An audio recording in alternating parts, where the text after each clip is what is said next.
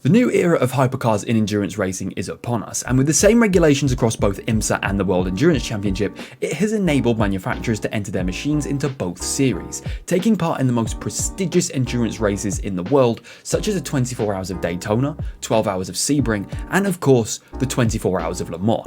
The primary reason this class was created in the first place was as a successor to the LMP1 and DPI classes, but fixing the primary problem with it at the same time, that being the amount of competition they actually had.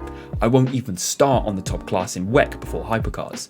Then we get on to the competitors in question. Acura and Cadillac remain at the top class in IMSA, and the latter in Cadillac has even decided to come over to the more European-centric WEC to compete also, entering all three of their cars at Le Mans.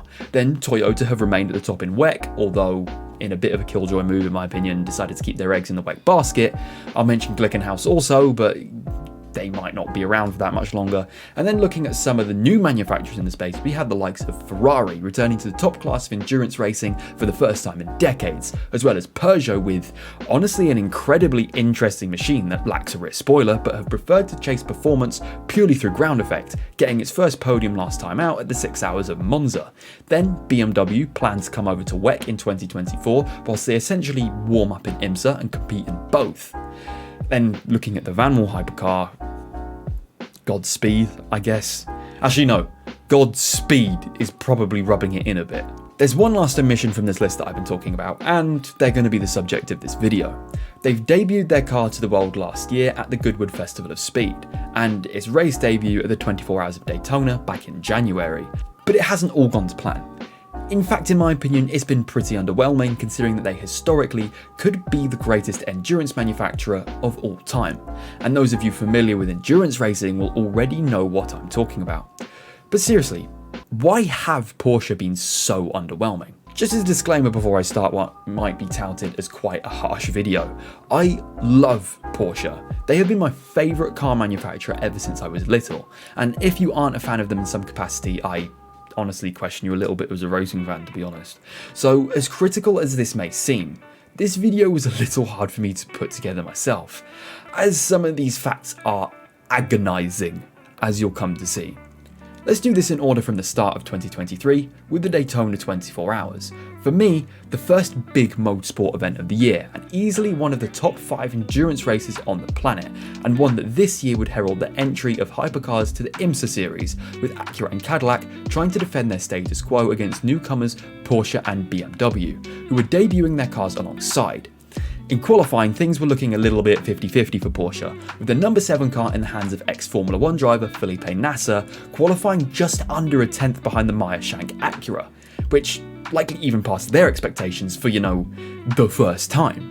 But when we bring up the number 6 Porsche, this time in the hands of Nick Tandy, things were a little different, crashing at the bus stop chicane and completely destroying the car in the process, meaning they had to start stone dead last. The start of the race would prove to be scrappy throughout all 5 classes, but that's just the 24 Hours of Daytona for you. And with BMW and Porsche being newcomers to the event, they had their fair share of technical issues, some more devastating than others, with the number 7 Porsche hitting a false neutral in the horseshoe complex with Nasser behind the wheel in the 2nd hour. Although he was able to quickly reset, this proved to be the lighter of their issues, as come nightfall, their car that qualified well decided it didn't want to do the same in the race, and developed a hybrid issue, forcing it into the pits for over 30 minutes, obviously taking it well out of contention. Although, in this particular race, even experienced frontrunners in Acura and Cadillac were also having these issues, what with traffic, botched pit stops and suspension damage, so it did seem to just be the mood of the race in where it didn't go faultless for anyone. But it has to be said that Porsche would share the brunt of these issues with Nick Tandy having yet another off at a high-speed corner, this time on the kink in the infield section. Although he wouldn't utterly destroy his car this time, it would still cost them laps in bodywork repair, before the nail in the coffin hit the number 6 in the 22nd hour. Despite the trial by fire this car would face in endurance racing, it would succumb before the finish, having a gearbox failure and pulling off on the back straight, and with the number 7 nowhere to be seen either, it can be said that this was a write-off as a debut race. I know it sounds like being a bit harsh, as apart from the reliability issues, Porsche displayed some incredible pace, battling with both the Acuras and Cadillacs in the first couple of hours. But everyone knows how that saying goes. To finish first you have to finish. And let's face it, The Acura and Cadillac hypercars, even back in the DPI days, have so much more experience at this circuit, especially recently, than what Porsche have. But endurance races aren't Grand Prix, they last 24 hours, not 2. The target from here retroactively would be to improve how long they can keep this pace up throughout a race, rather than falling off a cliff an eighth of the race in. The next rounds would be the double header with both WEC and IMSA at Sebring during the same weekend. Honestly, a dream if you're a fan of endurance racing in any capacity. The WEC race being 1,000 miles on the Saturday, and the IMSA race being over 12 hours on the Sunday. Sounds great, right? It almost was for Porsche. Very almost. With Ferrari doing honestly incredibly in the first race they handled with their new hypercar, taking pole position even over Toyota Gazoo Racing, which, wow. But after some questionable race management in perhaps typical Ferrari fashion, would finish third, most notably ahead of Porsche, of which, to be honest, pace-wise, were a little bit behind their rivals, with the sole Cadillac entry blitzing past both Porsches in the space of 10 laps, and generally just not on the same level as the Ferrari at all. However, the WEC race isn't where the interest is in terms of Porsche, this time fighting 2 Cadillacs and Acuras instead of Ferraris and Toyotas. Qualifying further off the back of pole than what they did at Daytona wasn't the end of the world. I mean, this is endurance racing, the race is 12 hours long. If you think we're going to finish how it started, then oh, have I got some news for you. The Cadillacs in the race would both face problems, both on track and mechanically. Very mechanically, essentially knocking them clean out of the race. Then with Acura having problems with pit stops for their number 60, it looked to be a straight fight between the number 10 Acura and both of the Porsches, which were probably showing their greatest turn of pace since ever. After this certified LMP3 moment under the safety car for the number 6 Porsche, I mean, what on earth, and an electrical issue that's caused steam to fill the cockpit, it was still running at the sharp end nevertheless. With the number 10 Acura along with both the Porsches were chasing down the leading Cadillac with Jack Aitken behind the wheel. Because of the fact that Whelen Engineering Racing Team attempted to go long with their stops, they essentially had no response for all 3 cars getting past with less than half an hour to go. All seemed great with Jaminet now in the lead by 1.2 seconds, until this happened. For one and brand new for the other.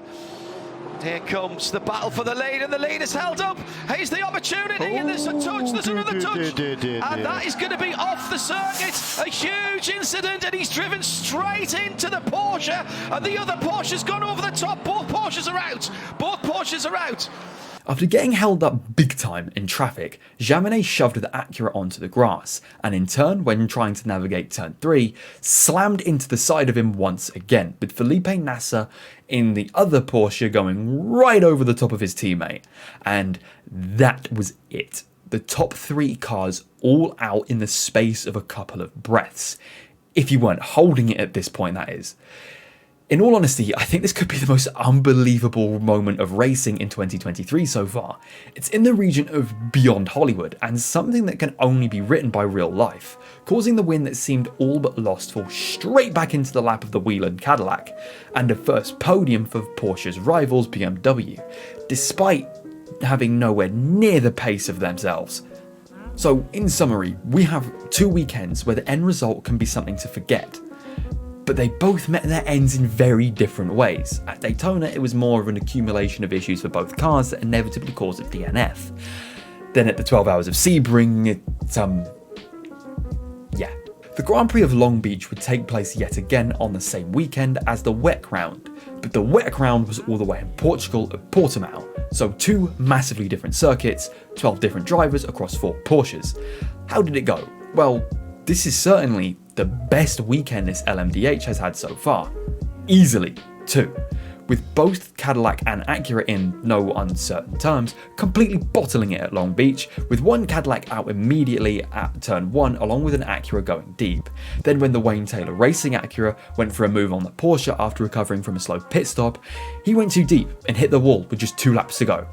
An example of Porsche really just holding their nerve, whereas the others couldn't, perhaps benefiting from the fact through this race only went for 2 hours. It still stands as a great first victory for their LMH squad.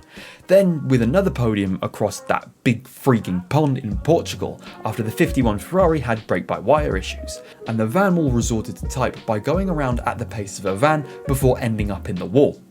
All in all, it was just kind of just opening up a 3rd place for them. So a successful weekend, with 3 of their 4 cars ending up on the podium in either series. Surely this would be the start of upward momentum for the Porsche hypercar project. No. In fact, up until now, they've only scored 1 more podium. And we'll get into that right now. Laguna Seca. Their first race with a customer Porsche that would fare decently under JDC Miller Motorsports, as well as 2nd place, made all the better with passing both a BMW and a Cadillac in quick succession, with Nick Tandy masterfully using the traffic to his advantage, and was a far cry from what his performance got him in the Daytona 24 earlier in the year. But again, this would be their last podium for now. With the Spa 6 hour in WEC yet again being underwhelming, with the number 6 Porsche grinding to a halt at the exit of the bus stop chicane, and Fred Makoviecki being agonisingly passed by the Ferrari on the last lap for 3rd place going into the Le Combe chicane. Although it has to be said that Jota would make their debut as a customer team, and similar to JDC Motorsports, would make a decent effort, finishing in 6th, but nevertheless 4th was made even more painful by Toyota yet again, defending their status quo with another 1-2 finish. The next race would be perhaps the most prestigious endurance race on the face of the earth, Le Mans. And with this being the 100th anniversary running of the event, being held since 1923, it was also one that more than ever would write their name in the history books, and with some of the cars that would normally stay over in IMSA coming to race also, with the number 311 Action Express Cadillac, or the Red Cadillac, being entered, as well as a 3rd factory Porsche Penske Motorsport hypercar, with a customer car in Jota also returning. So 4 Porsche hypercars. Surely not all of them can have issues, right? Wait, oh no, they did. With Ferrari, Toyota and now Peugeot all running at the front regularly in WEC, it was now really time for the Porsche hypercar to put their foot down and get up there, as coming home just outside the podium every weekend it just isn't desirable. With a pretty average start, it wasn't the end of the world just yet in this race. I mean, anything would be better than what the 311 Cadillac managed. But one by one, they would eventually falter, with the number 38 Jota car actually starring for a small while in the hands of Chinese newcomer Yifei Ye, before ironically he would crash big time at the Porsche curves. This would sting all the more, seeing as he had built up a comfortable 10-second lead at that point, before forcing the car into the pits, and this would cause hours of repair time. Then with the 75 suffering a fuel issue halfway around the lap during the night, this meant that that car was also completely out. The number 6 and number 5 cars would have a series of issues between them, including drive-through penalties, punctures and issues with lap traffic that would end up with their highest placed Porsche hypercar 16th overall, behind a slew of LMP2 cars, and even more stinging would be the fact that Ferrari, the same team that started their hypercar project at the same time, would better Toyota and win the 100th anniversary race at Le Mans. Back to the United States, and this time to Watkins Glen, a fast and flowing circuit that is still the most prevalent American venue that even Formula 1 has ever had. There is a lot of prestige about this track, and its 6 hours of the Glen race is just one of their premier races throughout the calendar year. The fast and flowing nature would do well for Porsche, as the pattern for this car so far have been the struggles it's faced at top speed. But with all these long corners, the number 6 Porsche was able to take its very first pole position, and with keeping it at the start along with one of the BMW hypercars immediately being eliminated, this is the time again, right? Like Long Beach. But thanks to an accident-prone race and a confusing pit strategy for basically every single team, this would leave Tandy, Jaminet and Cameron in a net 3rd place, behind both the Cadillac 31 and perhaps more crucially, the BMW 25. But in exploiting the fact that Porsche was the fastest hypercar in this race, perhaps for the first time since it debuted, Nick Tandy would sweep past Pipo Derani at the chicane, before handing over to Mathieu Jaminet after an overcut gained them another 3 seconds. Jaminet just had 5 seconds between him and the BMW of De Filippi up in front, and with just 5.5 minutes to go, the track. The leader's got nowhere to go. Here comes Jamini. He'll have to pick a side. Left, right. He can't go through the middle. He's got alongside. They're side by side for the lead, and Jamini's got the lead. He's got the lead for a moment. He's got the leads and kept the lead. Thanks to backmarkers battling amongst themselves, it held up the BMW, and through exploiting this, he was able to fight his way past. And after one of the BMW GT3s had this monstrous crash out of the penultimate corner, that was it.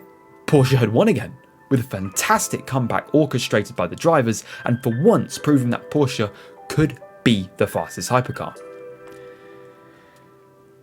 But I'm not done. No, not quite yet. Because of an overly worn skid block, they would be disqualified, meaning the highest finishing Porsche now would be the number 5, driven by Mike Rockenfeller, at the flag in 4th place. Then that takes us to the race weekend that just passed, with a dual weekend of both IMSA at Motorsport Park in the Great White North, or as most people know it, Canada. Then the 6 hours of Monza also in WEC. The latter would play host to yet another customer team taking part alongside the Jota with Proton Motorsport. And believe it or not, they would actually lead for a brief period in the middle of the race before the inevitable. And with electrical issues plaguing the Jota, it left the factory Penske Porsche cars to suffer with a lack of straight line speed, being throttled past without any form of defence from any of their rivals, in Peugeot, Ferrari and Toyota. 4th was as much as they could have hoped for looking at the performance, and with a pretty quiet race at Motorsport Park, with the fact that they seem to struggle for performance here also, with some massive shunts for the likes of Cadillac and BMW being in front of them at the time they crashed, leading to 4th, 5th and 6th, although they were never realistically in reach of the podium even with their rivals DNFing. And that for now is as far as the Porsche 963 hypercar goes. A pretty underwhelming start all things considered, with close rivals BMW and Ferrari having better starts than they have, although bearing in mind it would be 2 wins in IMSA if it wasn't for the disqualification. But even if I think if you were to ask Porsche, they would have hoped for more too, as although they have their share of podiums as well as that win at Long Beach, if I'm being honest, most competitive racing teams simply view 2nd place as the first loser. But with the customer team program in hand, and the fact they have competed in both IMSA and WEC along with Cadillac, there is serious prospect that they can have a lot more R&D potential than others, and be competitive at every single outing. And as a massive fan of Porsche, I really hope they do.